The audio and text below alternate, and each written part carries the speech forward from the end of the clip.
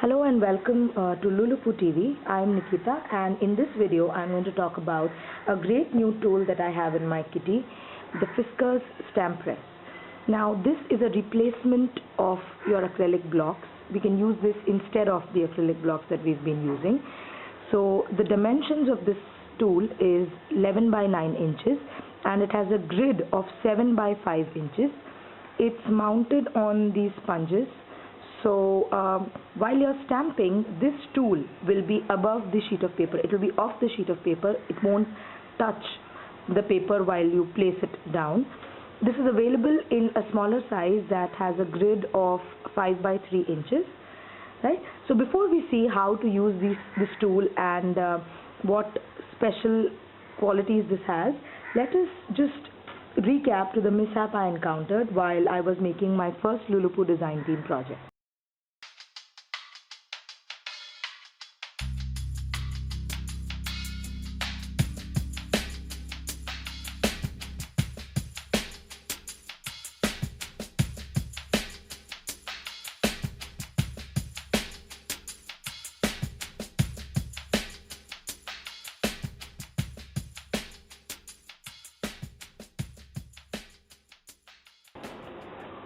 Okay, so as you saw in the video, I was using these stamps, which are red rubber stamps. Now these stamps are made such that their backing is like this, right? So no matter how you mount them on your acrylic block, it is a little difficult to determine whether this is straight or this is straight or this is straight. And even if you place it, because of the shape of the stamp that is not either a rectangle or a square, you tend to think that, okay, this might be the straight sentiment or this might be the way to do it. You don't face this problem when you're using clear stamps because, let me just pick it up on a block, and I'm picking it up at an angle on purpose. So even though it's at an angle, because I can see how the sentiment looks, I can stamp it correctly even if it has not been mounted correctly on the block. Same goes for the smaller sentiment. If I pick it up at an angle, now I know that this is how the sentiment appears straight. If I stamp like this, the sentiment is going to, come at an angle. But what do you do with these kind of stamps? Now this is when our stamp press comes into the picture. Now the stamp press is built in such a way that its legs are made of sponge. So when you place it on your paper, it is a few inches, I think it's almost an inch off the ground or off the paper, so it doesn't touch your paper directly. Now it has a work area where you can determine where you want to lay your stamps.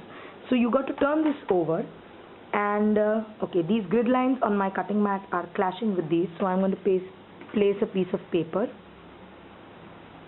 and then place this over that, so I can see my grid lines clearly. So now I turn the stamp over so I can see the sentiment, and I choose any one grid line and line up the bottom word with the line that I choose, right? So when I turn this over, I can use these grid lines to line it up with the top of the card and see if my stamp is straight or at an angle, right? This is the straight stamp. I just need to line it up with the top or bottom of a card to stamp it correctly, right? So let us try. Take a little bit of ink the stamp up.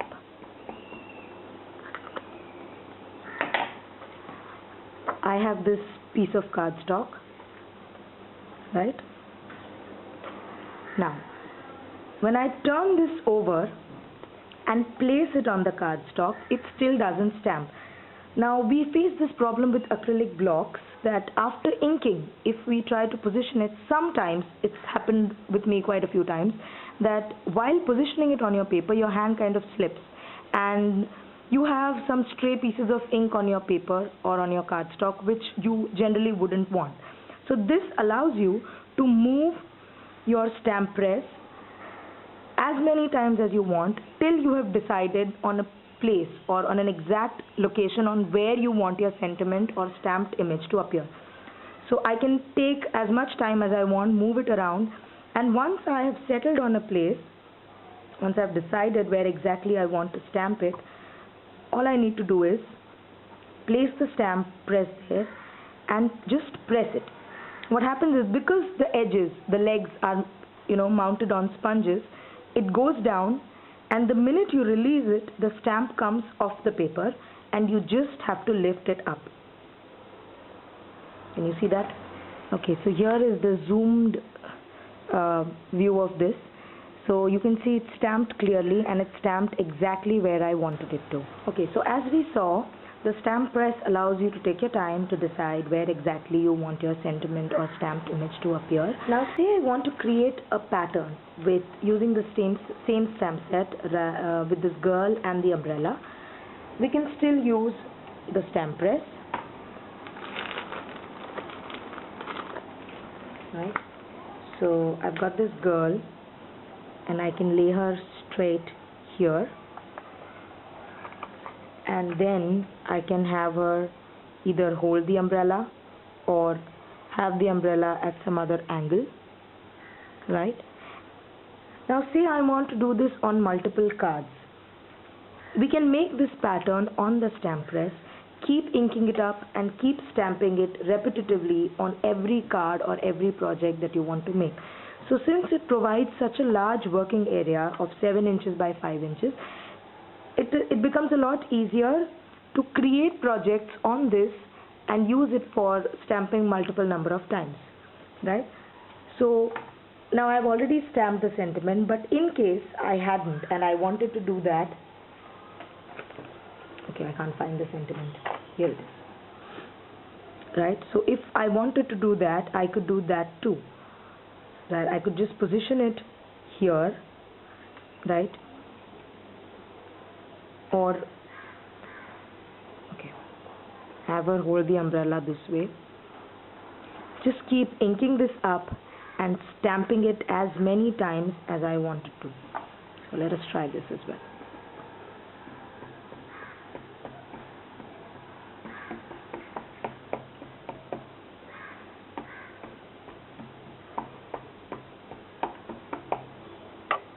Now when you have just one stamp on the stamp press, it becomes a lot easier to stamp and then let go.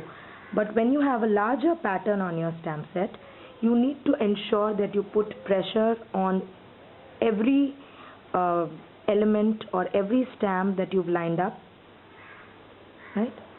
So okay, here, right? So I would need to put pressure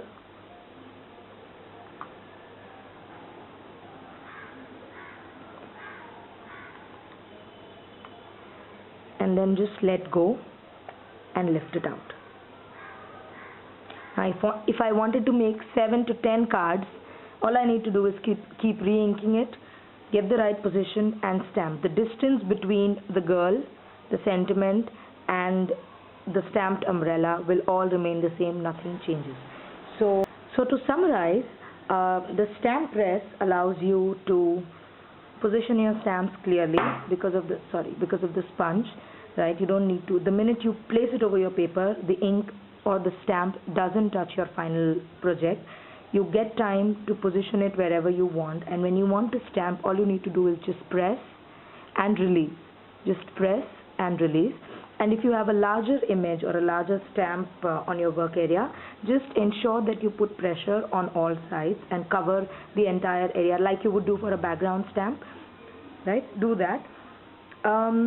Also, for stamps that are not clear, like red rubber stamps, these grid lines allow you to place the stamps correctly so that you don't get a tilted image like I did when I first tried those stamps. Secondly, it's great for repetitive stamping when you want to make multiple projects with the same design. You can create a pattern, you can set your stamps on this, just keep inking the stamps and stamping on your projects, and there you will have 10, 15, 20, how many ever you want, projects with all the same design. If you have any questions about the stamp press, let us know in the comments and we'll be happy to answer it. We hope you enjoy stamping with the stamp press. Thank you.